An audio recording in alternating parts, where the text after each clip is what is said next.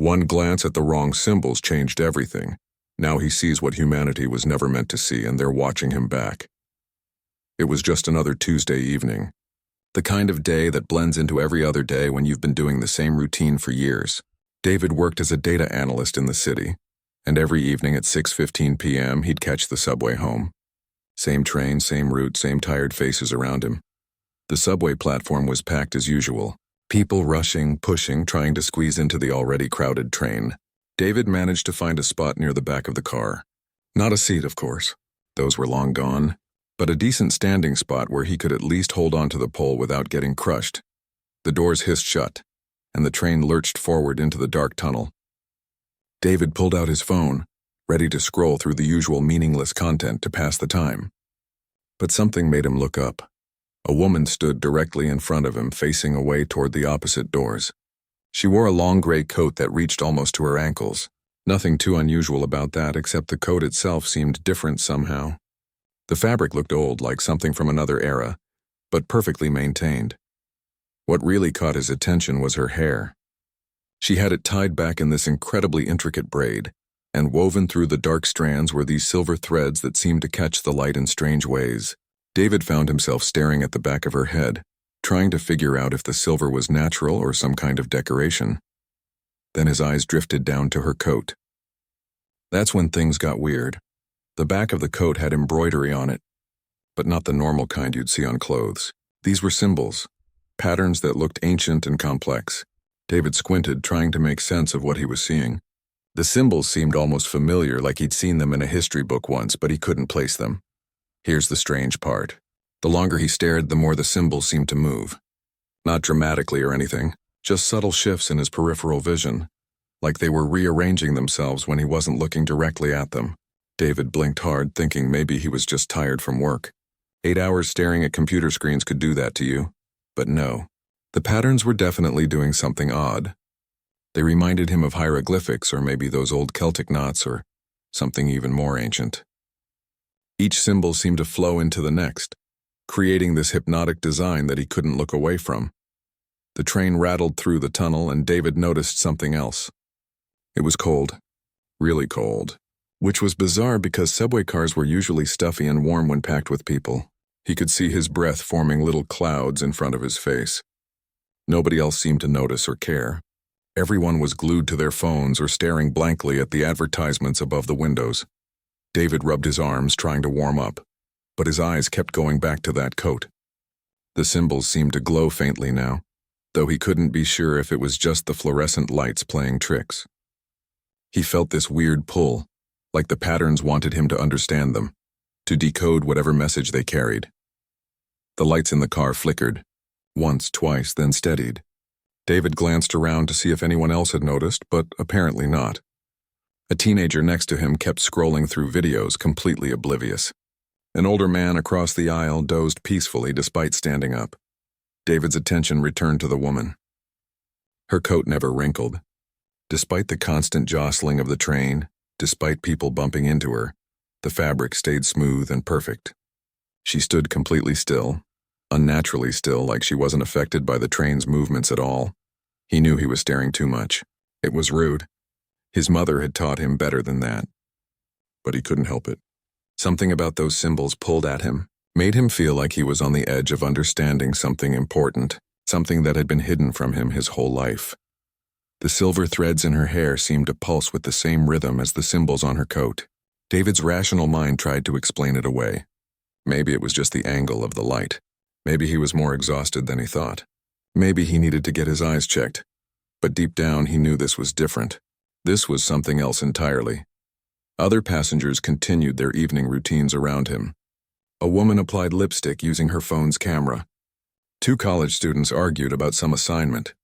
A businessman typed furiously on his laptop. Normal life happening all around him while David stood frozen, transfixed by patterns that seemed to exist just outside normal reality. The train announcer's voice crackled through the speakers, calling out the next stop. 3 more until David's usual station. He wondered if the woman would get off before then, or if she rode this line regularly like he did. Had she always been there and he'd just never noticed? The temperature seemed to drop even further. David could swear he saw frost forming in the corners of the windows. His phone screen flickered and went dark for a moment, then came back on displaying gibberish characters before returning to normal.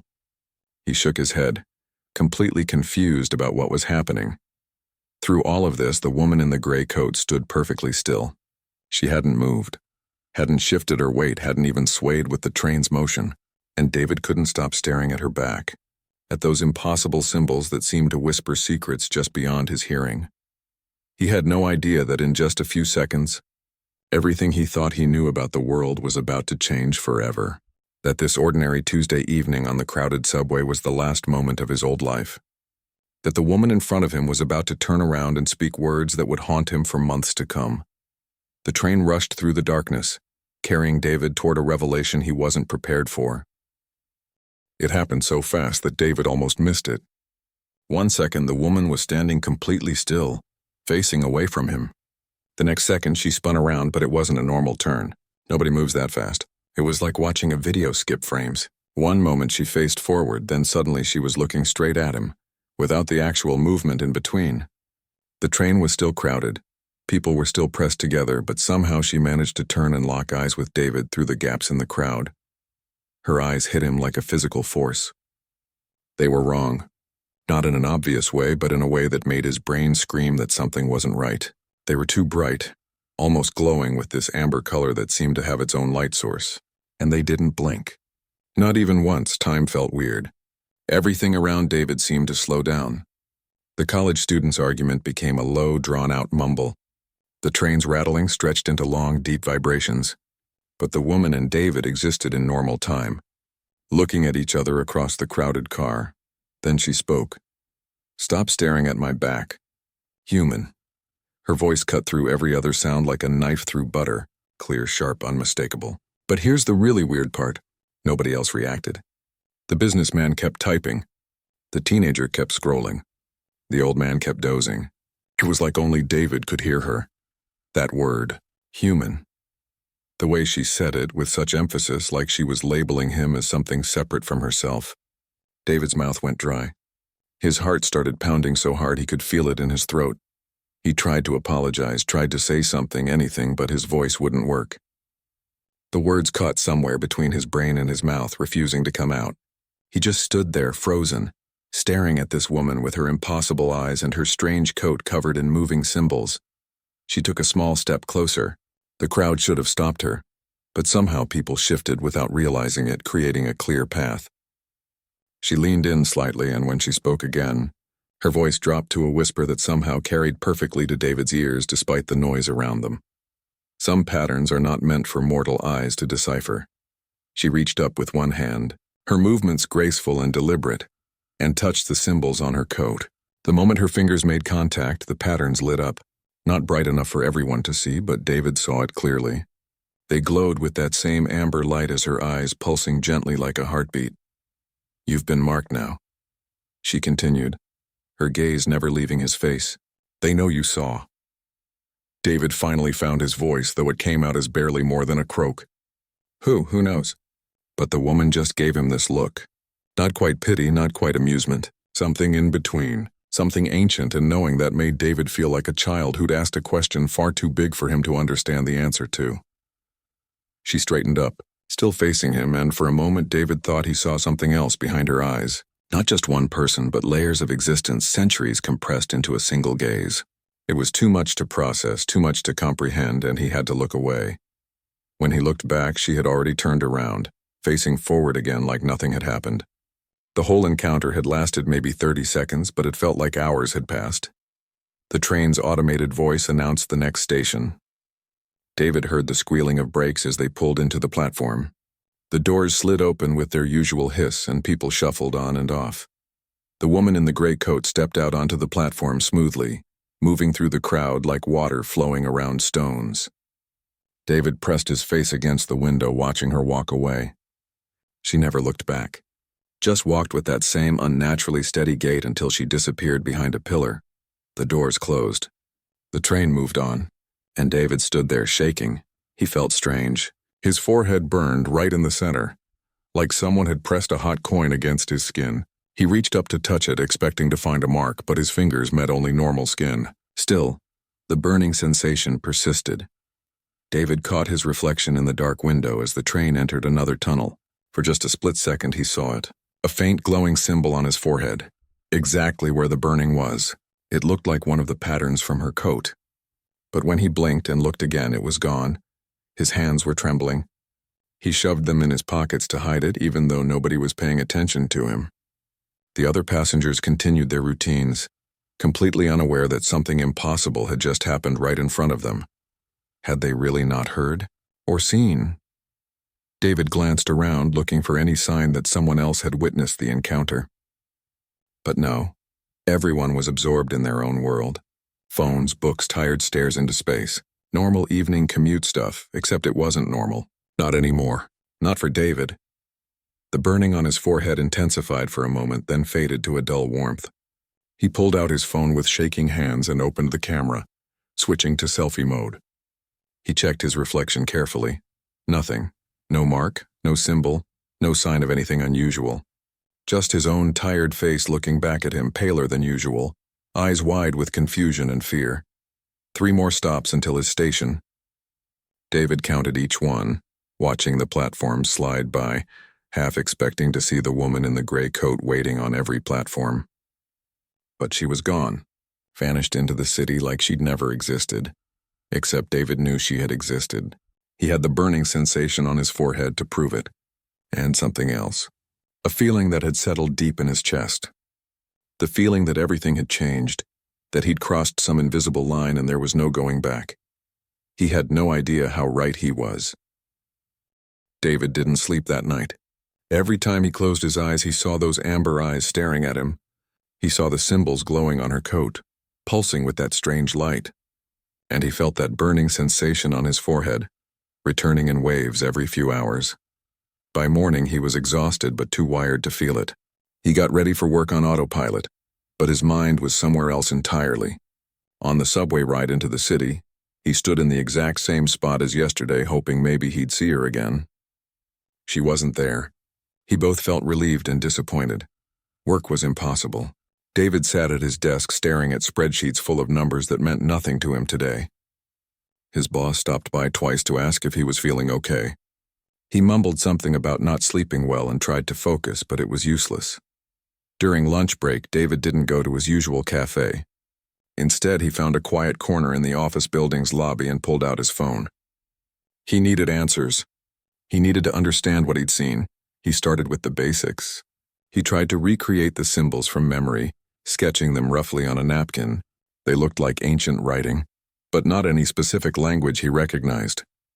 He took photos of his sketches and ran them through image search. The results were scattered and confusing. Some symbols looked similar to Celtic knots. Others resembled hieroglyphics from ancient Egypt. A few matched patterns from Mesopotamian tablets, but nothing was an exact match. It was like the symbols pulled from multiple ancient cultures all at once. David dove deeper. He found forums dedicated to ancient languages, groups discussing mystical symbols, pages about lost civilizations. Most of it seemed like nonsense, people seeing patterns that weren't there. But then he stumbled onto something interesting. A forum post from 3 years ago buried deep in search results. Someone describing seeing a person with similar symbols, asking if anyone knew what they meant. The responses were mostly jokes and dismissive comments. But one reply stood out. Be careful what you stare at. Some things stare back. The marked ones learn this the hard way. The marked ones. David felt that burning sensation pulse on his forehead again.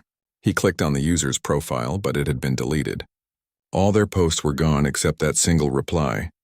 He searched for the marked ones and found scattered references across different sites. Most were vague, talking about people who could see things others couldn't. A few mentioned ancient guardians or watchers. One site claimed they were people who'd crossed the boundary between worlds and lived to tell about it. David read everything he could find, even the stuff that sounded completely crazy. By the end of his lunch break, his head was spinning with information that might be total fiction or might be somehow real. He honestly couldn't tell anymore. That night brought something new. Dreams. But these weren't normal dreams. David found himself standing in ancient cities he'd never seen before. Stone temples covered in the same symbols from the woman's coat. beings that looked almost human but weren't, moving through streets that existed in shadows and light simultaneously. He heard voices speaking in languages he'd never learned but somehow understood. The dreams felt more real than reality. He could feel the warmth of an ancient sun on his skin, smell incense burning in temple courtyards, touch stone walls that hummed with energy under his fingers. When he woke up the next morning, David found sheets of paper scattered around his bed. They were covered in drawings, the symbols from the coat drawn over and over in different arrangements. He stared at them, his heart sinking. He had no memory of drawing these. He'd been asleep, or had he? The next few days followed the same pattern. Normal life during the day, but nothing felt normal anymore. David started noticing things on his commute. Small things that bothered him because they didn't quite make sense. A man waiting on the platform whose shadow didn't match his body's position. David blinked, looked again, and the shadow was fine. But he'd seen it. He was sure he'd seen it. A child sitting with her mother, but when the train passed through a tunnel and David saw their reflection in the window, the child's reflection showed a grown woman. He rubbed his eyes, looked again. Just a normal kid now. Were these things always there and he'd never noticed? Or was something changing in him, letting him see what was usually hidden? His phone started acting weird too. Apps would crash for no reason. Sometimes when he unlocked it, the screen would show text and symbols he didn't recognize just for a split second before switching to normal. He took it to a repair shop, but they found nothing wrong. David felt watched. All the time. On the street, in the office, even in his apartment. Like invisible eyes tracked his every movement. The burning sensation on his forehead became his constant companion, pulsing gently whenever something strange happened nearby.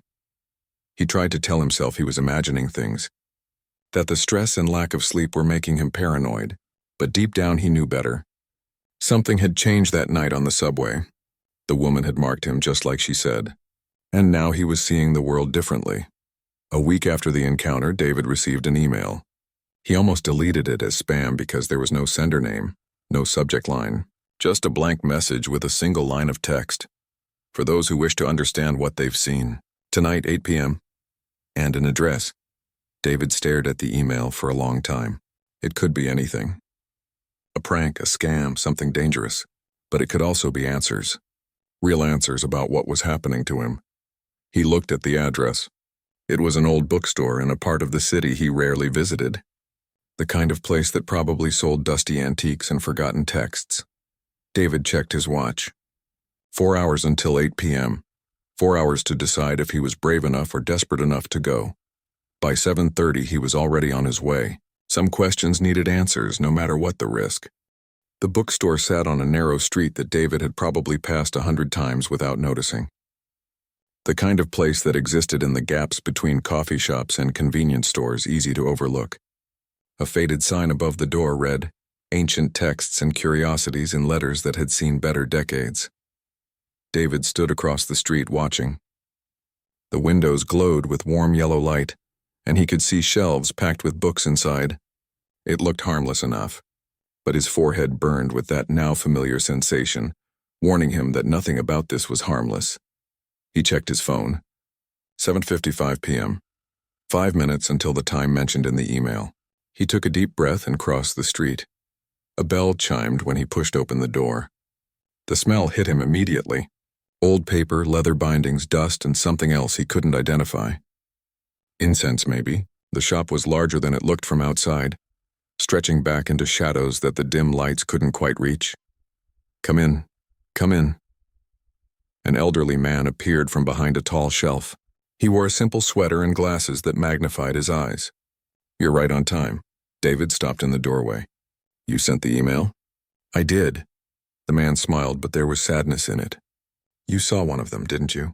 And now you bear the mark." The burning sensation pulsed. David's hand went to his forehead automatically. "How did you know?" "Because I've seen it before.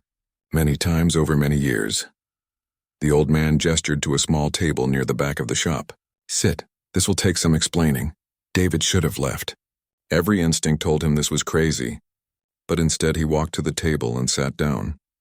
The old man settled across from him with a heavy sigh. "My name doesn't matter much," the man began. "People who come here call me the Keeper. It's as good a name as any." He studied David's face carefully. "Tell me what you saw." David told him everything.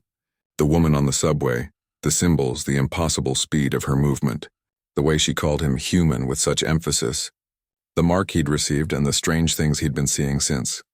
The keeper listened without interrupting, nodding occasionally. When David finished, the old man leaned back in his chair.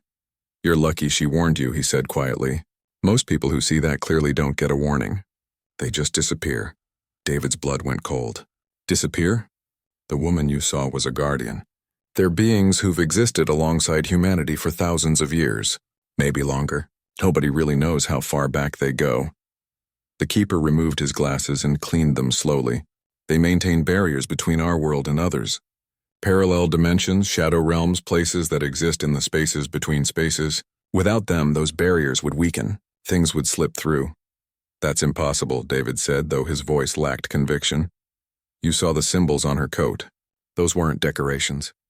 They were seals, locks, wards against dimensional breaches. Most humans see them as ordinary patterns if they notice at all. Your mind translates them into something it can process, something that looks like normal fabric." The keeper put his glasses back on. "But you saw them for what they really are. That's rare. Very rare." David shook his head, trying to make sense of it. "Why me? I'm nobody special. I work with spreadsheets. Nobody knows why some people can see clearly and others can't. A genetic quirk, maybe, or something about how your mind processes reality." The keeper stood and walked to a shelf, pulling down a worn leather journal. "The mark you received isn't a curse. It's an identification. The guardians acknowledged you, marked you as someone who can perceive what's usually hidden." He placed the journal on the table. David could see handwriting covering the pages, different styles, different inks, spanning what looked like centuries. "This is a record kept by people like you, the marked ones. Throughout history, they've become mystics, historians, artists trying to capture what they saw. Some helped the guardians in small ways, others—" The keeper trailed off. "Others what?" "Others went mad. Or attracted the wrong kind of attention." The keeper's expression darkened. "The guardians aren't the only ones watching our world. Other entities exist in those between spaces. Things that test the barriers, looking for weak points. When someone like you appears, someone who can see clearly, those entities notice. They try to use marked ones as doorways, as bridges to cross over." David felt sick. "The guardian said they know you saw. She meant these other things?" "Yes. Your intense focus on her symbols that night started to thin the veil around you. You were practically broadcasting your presence to anything paying attention. That's why she turned around. She was protecting you by warning you off, making you aware before you accidentally opened a door you couldn't close." The shop felt colder suddenly. David pulled his jacket tighter. "So what happens now, to me?" "That depends on you." The keeper sat down again. "The mark will fade in time if you choose to ignore it. 6 months, maybe a year, and you'll stop seeing things clearly. Life will go back to normal. You'll convince yourself it was all stress or imagination. Or you learn to control what you see. Learn to look without drawing attention. Understand the world as it really is with all its hidden layers." The keeper pushed the journal toward David. "I can teach you, show you how others have navigated this gift. But it's not an easy path. Once you truly understand what's around us, you can't unknow it." David stared at the journal. His hands trembled slightly as he reached out and touched the worn leather cover. Inside were accounts from people across centuries, all describing the same thing he was experiencing now. He wasn't alone in this. He'd never been alone. "If I choose to learn," David asked slowly, "will I be safe?" The keeper smiled sadly. "Safer than if you stumble through this blindly." "But completely safe?" "No, this knowledge comes with responsibility, with risk, but also with purpose. You'll see the world as few others can. You'll understand the delicate balance that keeps reality stable, and maybe in small ways you'll help maintain it." David opened the journal and began to read.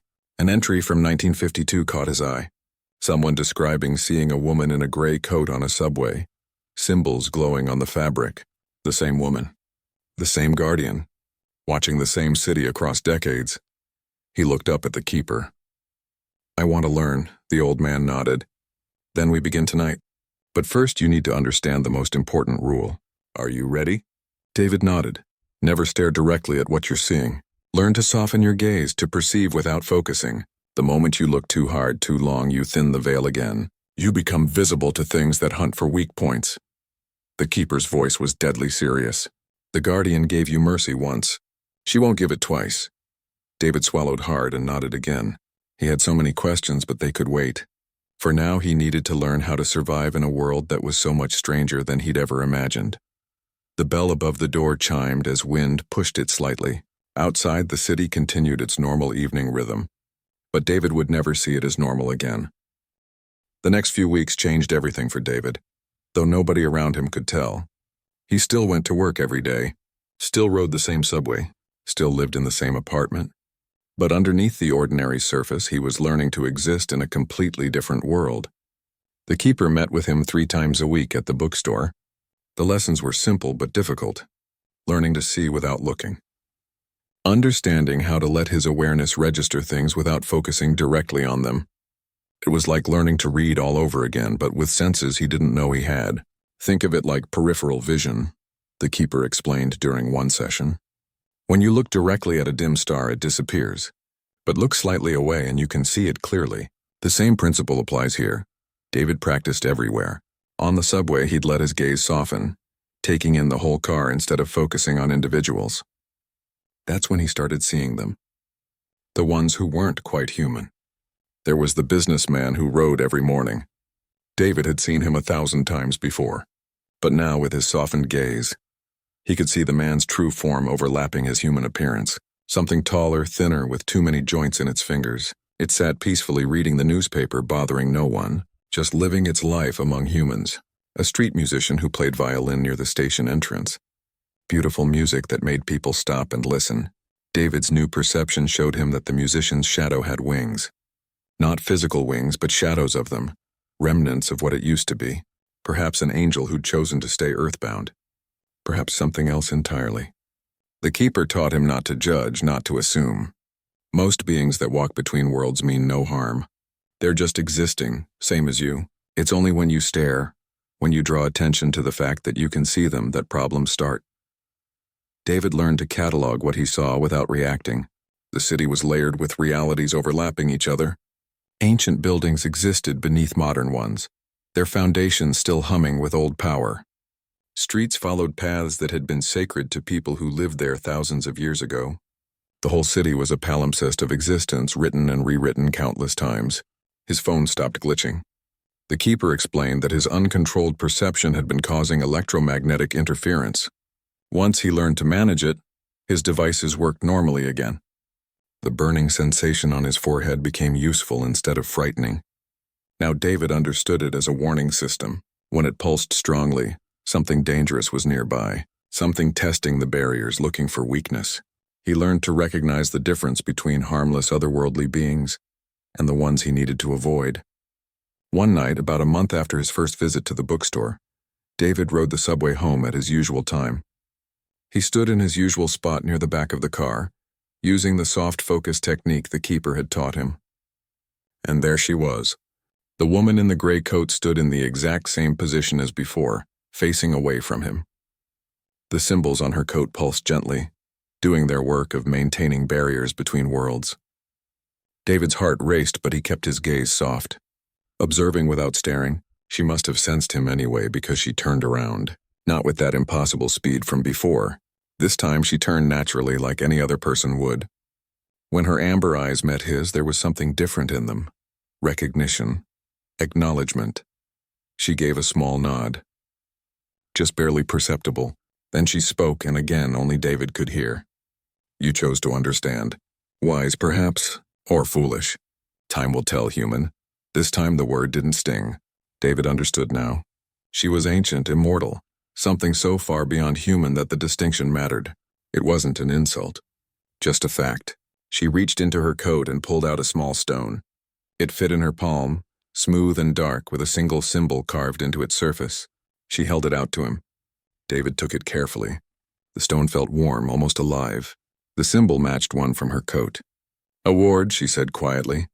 It will help mask your presence. Use it when you sense danger nearby. Thank you, David managed to say. Don't stare so intently, she continued. Learning to look without seeing is the first lesson. You're doing better. But you still have much to learn.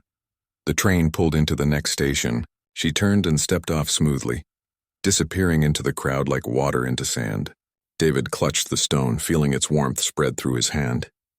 Over the following months, David's life found a new rhythm. He continued his data analyst job, letting people think he was just another ordinary worker in the city. But his real education happened in the spaces between. In the bookstore with the keeper, on the subway observing the hidden world, in quiet moments learning to perceive the truth beneath surface reality, he met others like himself. The marked ones formed a loose community, recognizing each other by subtle signs. A barista who always knew when otherworldly beings entered her cafe. A taxi driver who guided lost spirits to where they needed to go. A teacher who helped children who could see things others couldn't. They didn't advertise their awareness. They didn't try to convince others or prove what they knew. They simply existed in both worlds at once, helping maintain the delicate balance when they could. David occasionally saw the Guardian on his commute.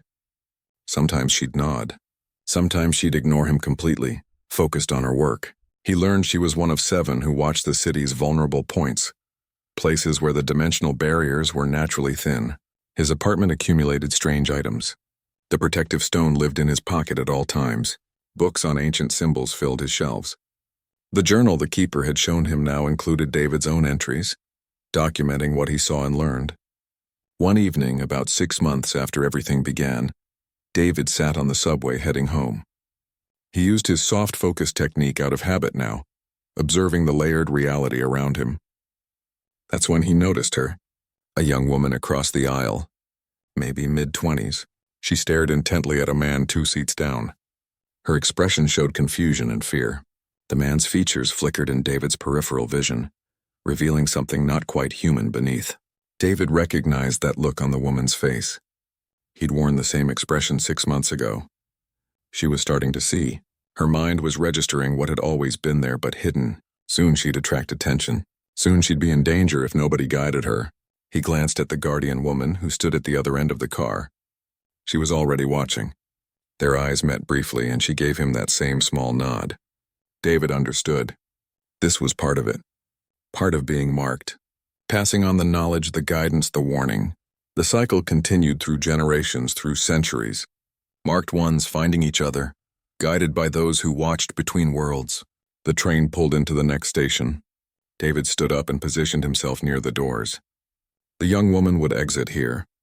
He could see it in how she gathered her bag, how she stood. He'd follow at a distance and find the right moment to approach. He'd say what he needed to say, offer help without frightening her further, give her the choice that he'd been given, learn to understand or walk away and let the mark fade. The doors opened. The woman stepped onto the platform, looking back once at the man with the flickering features. David followed, keeping his gaze soft, his presence minimal. Behind him, the Guardian remained on the train, her work continuing. This was David's purpose now, living between worlds, seeing what others couldn't, helping those who'd been marked find their way. It wasn't the life he'd planned. It wasn't what he'd expected when he stared at those symbols on a Tuesday evening, but it was real, it was important, and it was his. The young woman walked quickly through the station, fear clear in her posture. David followed at a safe distance, preparing the words he'd need. Words someone had once said to him in a dusty bookstore, opening his eyes to a truth he'd never forget. Some people walked through life seeing only surfaces, but the marked ones saw deeper, saw the truth. And once you saw it, once you truly understood the world as it really was, you could never go back. David wouldn't want to. Not anymore. The cycle continued. The Guardians watched. The barriers held. And people like David existed in the spaces between, helping maintain the balance that kept reality stable. It was enough.